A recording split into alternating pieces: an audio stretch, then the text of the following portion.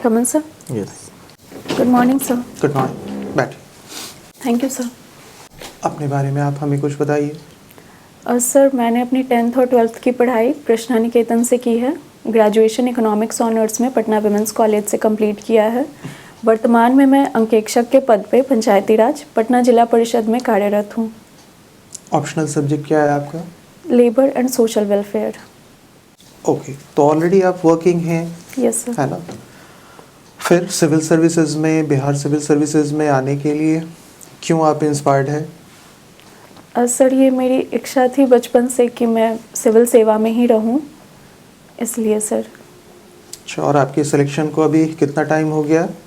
Sir ये मेरा selection अगस्त में हुआ है। अगस्त में हुआ है, ठीक है। तो आपकी इच्छा थी, बट उस इच्छा के पीछे कोई कारण तो होगा?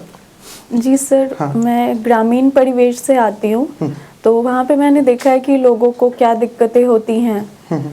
तो हमेशा से था कि लोगों के लिए कुछ करना है, इन लोगों के बीच में ही रह के कुछ करना है। और सिविल सेवा सर बहुत अच्छा माध्यम देता है ये लोगों की सेवा करने का। ठीक है, आप मुझे बिहार के कुछ मेजर सोशल प्रॉब्लम्स के बारे में बताइए। ठीक है सर, अगर मेजर सोशल प्रॉब्लम्स देखा जाए तो कास्ट एक बहुत बड़ी समस्या है हमारे यहाँ पे। ओके। फिर और हमारे यहाँ पे सर जो एक मानसिकता है महिलाओं को लेकर, वो भी समस्या है ग्रामीण परिवेश में खासकर। अच्छा, है ना? तो एक कास्ट हो गया और दूसरा महिलाओं से रिलेटेड इश्यूज हैं। जी सर। ठीक है, और सर ग्रामीण परिवेश में अभी भी पढ़ाई को लेकर उतनी उत्सुकता नहीं है लोगों के बीच, जो कि एक बहुत बड़ा बाधा है बिहार की प्रगति में। ठीक। तो अगर आपका सिलेक्शन हो जाता है तो सबसे पहले आप कौन से इश्यूज पे काम करना चाहेंगी? सर सबसे पहले मैं शिक्षा के किस तरह की शिक्षा? सर जो प्राथमिक शिक्षा होती है उसके प्रति मैं लोगों में एक जागरूकता जगाना चाहूँगी। प्राथमिक शिक्षा के लिए गवर्नमेंट ऑफ बिहार बहुत कुछ कर भी रही है, गवर्नमेंट ऑफ इंडिया भी कर भी रही है। और क्या आप उसमें चेंजेस चाहते हैं या सुधार चाहते हैं? सर एक बहुत बड़ा चेंज होगा कि जो भी एजुकेशन में स्टेक होल्डर्स हैं, पेरेंट्स बहुत बड़े स्टेक होल्डर्स हैं, तो उनका इन्वॉल्वमेंट इस चीज़ में बहुत ज़रूरी है। वो अगर आगे बढ़कर इस चीज़ को ध्यान दें कि हमारे बच्चे क्या पढ़ रहे हैं, किस तरीके से पढ़ रहे हैं, अगर वो परफेक्ट मॉनिटरिंग करेंगे तो ये बहुत अच्छी चेंज होगी। अच्छा, तो आपको लगता है कि अभी ये नहीं हो पा रहा है बेसिकली प्राइमरी लेवल के बच्चों में या ग्रामीण परिवेश के बच्चों में ये नहीं हो पा रहा है? जी सर। LSW आपका ऑप्शनल सब्जेक्ट है, आप मुझे बता सकते हैं क्यों नहीं हो पा रहा है अगर आपकी बात को मान लेते हैं तो? सर हमारे यहाँ पे शिक्षा का जो परसेंटेज है वो अभी भी बहुत कम है, पूरे भारत में अभी सबसे कम है सर। और हाँ, ठीक है। इसकी तो वजह अभी से आपने कहा ना कि पेरेंट्स का इन्वॉल्वमेंट होना है, तो वो पेरेंट्स का इन्वॉल्वमेंट अभी तक क्यों नहीं हो पा रहा है? सर हमारे यहाँ पे माइग्रेशन की समस्या बहुत ज़्यादा है। लोग यहाँ से जाकर किसी और प्रदेश में जाकर काम करते हैं, इस वजह से उनका ध्यान सिर्फ जो बेसिक चीज़ें होती हैं उन पे रह जाता है, खाने की चीज़ें, इन सब की चीज़ों पे। शिक्षा पे अभी भी उतना ध्यान पेरेंट्स नहीं दे पा रहे हैं, जैसा कि मैंने अपने ग्रामीण इलाके में देखा है sir. Okay, government of India की या गवर्नमेंट ऑफ बिहार की कुछ ऐसे स्कीम्स के बारे में आप मुझे बताएंगे जो कि प्राइमरी एजुकेशन से रिलेटेड है या एजुकेशन से रिलेटेड है? सर सर्व शिक्षा अभियान है। ये किसकी स्कीम है, गवर्नमेंट ऑफ इंडिया की या बिहार? गवर्नमेंट ऑफ इंडिया की स्कीम। कब आया था? सर ये तो मुझे अभी याद नहीं है। ठीक है, क्या कहता है ये अभियान? सर ये बच्चों को प्रोत्साहित करता है पढ़ाई के लिए। बच्चों को प्रोत्साहित करता है। यहाँ पे जब आप बच्चों बोलती हैं तो किस एज ग्रुप की बात होती है? सर ये 14 साल तक के बच्चों की बात होती है, 6 से 14 साल तक के बच्चे। 6 to 14। Ji sir. अच्छा, और कोई योजना? Sir mid day meal scheme है। मिड डे मील स्कीम क्या कहता है? Mid day meal scheme sir इसमें बच्चों को एक समय का भोजन दिया जाता है स्कूल में पढ़ाई के साथ साथ। कब आई थी ये योजना? सर ये भी मुझे याद नहीं है। अच्छा, और कोई? सर अभी इतना ही याद कर पा रही राइट हूँ। टू एजुकेशन के बारे में तो आपने पढ़ा होगा, जी सर। क्या है right to education? Sir right to education 6 साल के बच्चों से लेकर 14 साल के बच्चों तक को फ्री एजुकेशन प्रोवाइड करने का है। कब आया था ये? सर ये मैं अच्छे से ध्यान नहीं कर पा रही, लेकिन शायद 2005 में। 2005 में, है ना? तो क्या अब ये हमारा फंडामेंटल राइट है? जी सर, ये इसके हमारा पहले क्या fundamental- था? सर ये डीपीएसपी के तहत था, लेकिन अब ये हमारा फंडामेंटल राइट है। कौन से आर्टिकल में था डीपीएसपी? सर डीपीएसपी का आर्टिकल याद नहीं मुझे। ओके, आप मुझे बता सकती हैं इन्फ्लेशन क्या है? सर अगर एक टाइम पीरियड में अगर चीज़ों के दाम कंटिन्यूअस बढ़ते रहते हैं तो वो इन्फ्लेशन होता है। सिर्फ चीज़ों के दाम बढ़ते हैं? सर जो भी उपभोक्ता सामग्री है, हाँ हाँ, तो उनकी- वही सामग्री, तो सिर्फ सामग्री के दाम, यानी जो आइटम्स हम खरीदते हैं मार्केट में जाके, अगर उनके प्राइस बढ़ते रहें तो क्या सिर्फ यही इन्फ्लेशन है या कोई और भी चीज़ उसमें इंक्लूडेड है? सर उनसे रिलेटेड और भी जो कम्प्लीमेंट्री और सप्लीमेंट्री गुड्स हैं उनके। हाँ, वो तो सारी गुड्स में ही आ गए। जी सर। गुड्स के अलावा भी कुछ है जिसकी दाम अगर बढ़ेगी तो वो भी इन्फ्लेशन में आता है? सर इसके बारे में मुझे आइडिया नहीं है। सर्विसेज, जी सर। है ना? जी sir, thank you sir. Core inflation और हेडलाइन इन्फ्लेशन में क्या डिफरेंस है? ये टर्म्स हम लोग बहुत न्यूज़पेपर में पढ़ते हैं, अभी भी क्या डिफरेंस है दोनों चीज़? सॉरी सर, मैं याद नहीं कर पा रही। Okay sir. आपका फर्स्ट प्रेफरेंस क्या है पोस्ट का? सर निबंधन सेवा। निबंधन सेवा। घर पर जमीन वगैरह है आपका? जी सर। फादर का प्रोफेशन क्या है? Sir agriculture. तो कुछ तो जानती होंगी उसके बारे में, जी जमीन सर। वगैरह के बारे में। जी सर। घर में जरूर खास जमीन कैसा होता है? सर गर्मा जड़ुआ सर बहुत अच्छे से तो नहीं बता पाएंगे, लेकिन शायद गर्मा जड़ुआ वो ज़मीन होती है जो सरकारी ज़मीन होती है, जिन पे और कोई काम नहीं किया जा सकता। मान लें कि एक गांव में रास्ता बनाना है, वो सरकारी ज़मीन से पार कर रही है, तो किस में वो रास्ता नहीं बनेगा? घर में जरूर आम में कि खास में? सर गर्मा जड़ुआ खास में। खास में। जी सर। ये जमीन बीघा कट्ठा ये सब के बारे में जानकारी है? जी सर। ये पटना में 1 कट्ठा जमीन कितना स्क्वायर फीट का होता है? जी सर ये नहीं पता। बीघा आपके एरिया में बीघा तो होगा, बीघा चलता होगा? जी सर। बीघा, एकड़, 1 एकड़ कितना स्क्वायर मीटर का होता है? जी सर इसके बारे में नहीं पता। ये बिहार के इकोनॉमिक डेवलपमेंट के लिए क्या क्या चीज़ करना जरूरी है आपकी नज़र में? सर बिहार के इकोनॉमिक डेवलपमेंट के लिए सबसे पहले प्राइमरी सेक्टर में ध्यान देने की ज़रूरत है। जो हमारे यहाँ पे एग्रीकल्चर है, हमारे यहाँ पे लैंड बहुत ज़्यादा है, लेकिन हमारी प्रोडक्टिविटी अभी भी बहुत कम है। तो सर इसको बढ़ाया जा सकता है और इसी को आगे ले जाकर एग्रो बेस्ड इंडस्ट्रीज़ हम लगा सकते हैं, जिसकी वजह से हमारे यहाँ पे जो अनएम्प्लॉयमेंट की समस्या है, माइग्रेशन की समस्या है, वो कम हो जाएगी। इंडस्ट्रियलाइजेशन ज़रूरी है सर, जिस चीज़ में बिहार के पास संभावनाएं हैं, और हमारे यहाँ पे बहुत बड़ा ह्यूमन रिसोर्स है जिसको हम लोग बहुत अच्छे से यूटिलाइज़ कर सकते हैं बिहार के डेवलपमेंट के लिए। और कुछ दिखाई दे रहा है जो कि बहुत ज़रूरी है सब करना? जी सर अभी तो इतना ही याद आ रहा है। सेंट्रल का सोर्स ऑफ रेवेन्यू क्या है, सेंट्रल गवर्नमेंट का? सर टैक्सेस हैं। डायरेक्ट जो टैक्सेस में बोलिए, इनडायरेक्ट टैक्स, मैंने टैक्स रेवेन्यू बोलिए या नॉन टैक्स रेवेन्यू बोलिए? सर टैक्स रेवेन्यू में जीएसटी वगैरह हैं। सर इतना बस ही याद इतना आ ही? रहा है। सर इतना ही याद आ रहा है।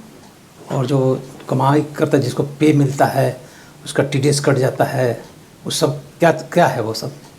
जी सर ये सब नॉन टैक्स रेवेन्यू है। नॉन टैक्स में आता है। जो Sorry, sir. टीडीएस कट जाता है, इस तरह का जो रहता है, नॉन टैक्स रेवेन्यू है। सर टीडीएस टैक्स रेवेन्यू में आ जाएगा। अच्छा, तो नॉन टैक्स में कौन है? सॉरी सर, मैं याद नहीं कर पा रही। स्टेट गवर्नमेंट का सोर्स ऑफ रेवेन्यू क्या है? सर इसमें भी स्टैम्प ड्यूटी वगैरह जो होते हैं वो सब सोर्सेज हैं, जीएसटी है। जीएसटी कलेक्ट करती है स्टेट, उसका एक स्टेट के एक्सचेकर में चला जाता है पूरा पैसा? नो सर, वो डिवाइड होता है। कहाँ डिवाइड होता है, कौन करता है डिवाइड? सर वो central government GST council divide करती है, वो जो बना हुआ है। ये 16वां फाइनेंस कमीशन जो बना हुआ है, जी सर। उसका चेयरमैन कौन होने जा रहा है? सर श्री अरविंद पनगड़िया। इससे पहले कौन थे? सर मैं नाम बोल 15वां रही हूँ। 15वां का। सर वो बिहार से ही बिलोंग करते हैं, मैं उनका नाम इस वक्त भूल रही हूँ। अच्छा, वर्ल्ड बैंक का प्रेसिडेंट कौन है? जी सर, मैं अभी याद नहीं कर पा रही। इंटरनेशनल मॉनेटरी फंड का मैनेजिंग डायरेक्टर कौन है? Sir Gita Gopinath. Managing director है। सॉरी सर, मैं याद नहीं कर पा रही। अभी Bihar government Asian development bank से कुछ पैसा लोन लिया है, या लोन एक समझौता हुआ है, लिया है चाहे मत लिया है, वो किस कार्य के लिए लिया जा रहा है? माफ़ करिएगा सर, इसके बारे में मुझे जानकारी नहीं है। हार्ड करेंसी क्या है? Sorry sir. हॉबीज़ क्या है आपकी? सर गार्डनिंग है, नॉन फ्लावरिंग प्लांट्स की। अच्छा, Bihar government roof top gardening के लिए कुछ स्कीम चलाई है, वो क्या है स्कीम? सर एक प्यार का पौधा नाम की स्कीम है। क्या जी? प्यार का पौधा। नहीं, स्पेशली हम बोल रहे हैं roof top gardening. Roof top gardening Bihar का स्कीम है, हॉर्टिकल्चर डिपार्टमेंट उसको फाइनेंस करती है। क्या है रूफ टॉप गार्डनिंग? सर इसमें लोगों को प्रोत्साहित किया जाता है कि वो अपने छतों पे ही कुछ पौधे लगाएं। उसका मेन चीज़ बताइए, उसका कितना सब्सिडी है उसमें? अ, कितना खुद देना पड़ता है, कितना सब्सिडी गवर्नमेंट देती है? सॉरी सर, इसके बारे में या जानकारी कितना नहीं। स्क्वायर फीट एरिया जरूरी है उसके लिए? सर ये नहीं पता है। अच्छा, मान लिया कि आपकी पोस्टिंग कहीं पर हो गई है और आप एरिया में जा रहे हैं विजिट करने के लिए, आपको चाय की तलब हुई, आप चाय की दुकान पर चले गए, आपको चाय जो लान कर दिया बच्चा, उसका एज लगा आपको कि 12 साल 13 साल के आसपास में है, क्या कीजिएगा उसका? सर हर ज़िले में डीएम के अंतर्गत वहाँ पे एक चाइल्ड रिहैबिलिटेशन फंड होता है। सर हम वहाँ पे रिपोर्ट करेंगे इस चीज़ को। पहले तो पूछिएगा। जी सर, पहले तो हम उससे पूछेंगे। क्या पूछिएगा? उसकी जानकारी लेंगे कि उसकी उम्र क्या है और वो कैसे बैकग्राउंड से आता है, वो यहाँ पे ज़बरदस्ती तो नहीं है या स्कूल के बाद काम करता है। तो अगर उसकी पढ़ाई से हम पर नहीं हो रही, उसके मम्मी पापा की मर्ज़ी है, स्कूल के बाद काम कर रहा है, तो उन सब चीज़ों को ध्यान में देंगे। ओके। कोहरा और कुहासा में क्या डिफरेंस है दोनों में? सर मुझे नहीं पता, दोनों सेम लगता है मुझे। पीएम मातृ वंदना योजना क्या है? सर इसमें महिलाओं को प्रोत्साहित किया जाता है कि वो हॉस्पिटल में ही अपनी डिलीवरी करवाएं और डिलीवरी के बाद भी उन्हें 4,000 रुपये दिए जाते हैं, अगर फर्स्ट 2 बच्चे होते हैं तब। 4,000 रुपये दिए जाते हैं? जी सर, उनके बाद भी शायद उन्हें और 2,000 रुपये का प्रावधान है। कोरोना का इस बार जो नया वेरिएंट आया है, क्या नाम है उसका? Sir JN1। JN1। अच्छा, भारत को विकसित राष्ट्र बनने के लिए कौन कौन से कदम उठाने चाहिए? सर सबसे पहले हमें अपने इंपोर्ट्स को कम करने होंगे और एक्सपोर्ट्स को बढ़ाने होंगे हमें, और ऐसी मतलब हमें एक तैयार करना होगा एनवायरनमेंट कि हमारे यहाँ पे बाकी जो इंडस्ट्रीज़ हैं वो आ सकें और जो हमारे अंदर के जो इंडस्ट्रीज़ हैं उनको भी हम फलने फूलने का मौका दे सकें।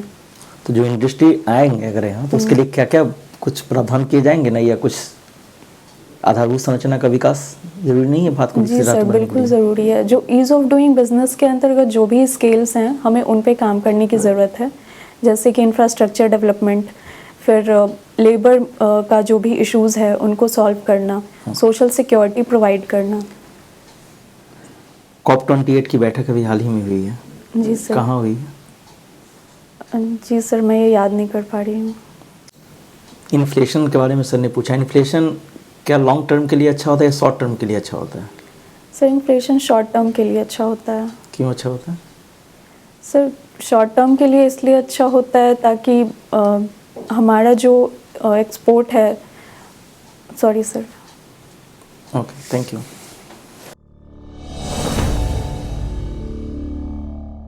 आपका कब है original interview? Sir next Sunday 14 को। 14 को, ठीक है। आपके पास अभी 1 वीक का समय है। जी सर। आप ठीक है, आपका कम्युनिकेशन अच्छा है, आप बातचीत कर लेती हैं आराम से। थोड़ी सी 1-2 चीज़ों पे ध्यान रखना है। करंट अफेयर्स आपको पढ़ना है जी सर। है ना? करंट अफेयर्स से लगभग सभी सर ने भी क्वेश्चन किए थे। तो इकोनॉमिक्स चूँकि आपका ग्रेजुएशन सब्जेक्ट है, उससे जो बेसिक्स हैं वो आपको अच्छे से पढ़ने हैं, जी है सर। ना? जैसे इन्फ्लेशन के बारे में, हार्ड करेंसी सर ने पूछा, बिहार से रिलेटेड इकोनॉमिक इश्यूज़, इंडिया से रिलेटेड इकोनॉमिक इश्यूज़, बिकॉज इस बार जो ऑप्शनल है वो क्वालिफाइंग है ना? तो इसलिए जो ग्रेजुएशन सब्जेक्ट है, हो सकता है उसका वेटेज बढ़ जाएगा इंटरव्यू में। तो वो और करंट अफेयर्स और इकोनॉमिक्स एक ऐसी चीज़ है जो कि हर दिन करंट अफेयर्स में रहती है, तो आपको उसी तरह से पढ़ाई करनी चाहिए। जी सर। करंट अभी क्या चल रहा है, अभी रिसेंटली सेकंड क्वार्टर के रिजल्ट्स आए हैं, है ना? तो थोड़ा सा इन इश्यूज़ को देखेंगे आप, और जो भी टर्म्स आपके मुंह से निकलते हैं ना, उस पे ये एक्सपेक्ट किया जाता है कि आपके पास नॉलेज हो। जैसे आप ही ने एजुकेशन की बात की, प्राइमरी एजुकेशन, इसलिए मैंने एजुकेशन से रिलेटेड कुछ के आंसर आपने किए हैं, बट और भी ज़्यादा वहाँ पे क्लैरिटी चाहिए। जी सर। ठीक है, रेस्ट इज़ ऑल राइट। थोड़ा सा वर्क करके फिर एक बार आप आइए, है? जी सर। हॉबीज को देख लीजिएगा। रूफटॉप गार्डनिंग जो पूछ रहे थे, तो उसमें 300 स्क्वायर फीट का एरिया उसमें चाहिए कम से कम। और गवर्नमेंट का जो सब्सिडी है 25,000 है, 25,000 जिसको लगाना है उसको देना पड़ता है। और गार्डन प्लांट को कैसे मल्टीप्लाई करते हैं, किन किन तरीका से करेंगे, इसको पढ़ लीजिएगा, चूँकि एक आध क्वेश्चन वहाँ से बन सकता है। सर और क्या गार्डनिंग में देख सकते हैं? तो यही सब मेन चीज़ है। जो 2-4 चीज़ पूछ सकता है कि भाई जैसे अडेनिया पूछ सकता है कि अडेनिया का मल्टीप्लिकेशन कैसे होगा। तो वो सब साधारण चीज़ जो है उसको देख लेना होगा। बहुत ज़्यादा डीप में जाने की जरूरत नहीं है। लेकिन जैसे रूफटॉप गार्डनिंग है, तो ये तो बहुत बर्निंग टॉपिक है, लगातार निकलते रहता है पेपर में, उसकी जानकारी होनी चाहिए। जी सर। सर एक और सवाल था कि मेरा 67th में BPRO के पद पे भी सिलेक्शन हुआ है, तो क्या ये बताना होगा? तो अभी तो आपने ज्वाइनिंग नहीं किया ना? नहीं हाँ, सर। बताने में कोई, बताना तो है ही, ज्वाइनिंग तो नहीं आई है अभी, नहीं तो सर, अभी बताने नहीं आई में है। फिर उसको बिल्कुल बताने में कोई दिक्कत नहीं। ठीक है सर। ठीक है, all the best. Thank you sir.